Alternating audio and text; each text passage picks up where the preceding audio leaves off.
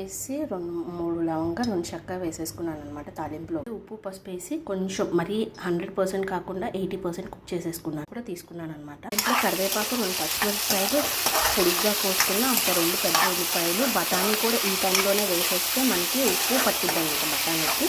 So ఇవన్నీ కొంచెం ఉడికితే ఉల్లిపాయ మనకి మగ్గిపోతే అప్పుడు క్యాలీఫ్లవర్ కూడా వేసేసుకోవాలి.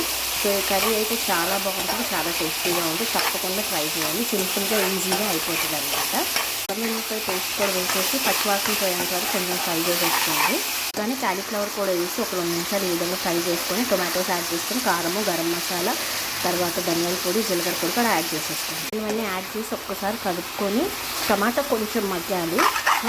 అలా చేసేసుకోవచ్చు, లేదంటే కొంచెం వాటర్ అయినా యాడ్ చేసుకోవచ్చు. లాస్ట్లో అవుట్పుట్ అయితే చూపిస్తా. Please like, share and subscribe my channel. Thank you for watching. మన కర్రీ అయితే రెడీ అయిపోయింది. సో రసము అలా సాంబార్ ఏదన్నా వాటిలో సైడ్ డిష్గా కూడా బాగుంటుంది, లేకపోతే ఉట్టిగా కూడా బాగుంటుంది. ఇట్లు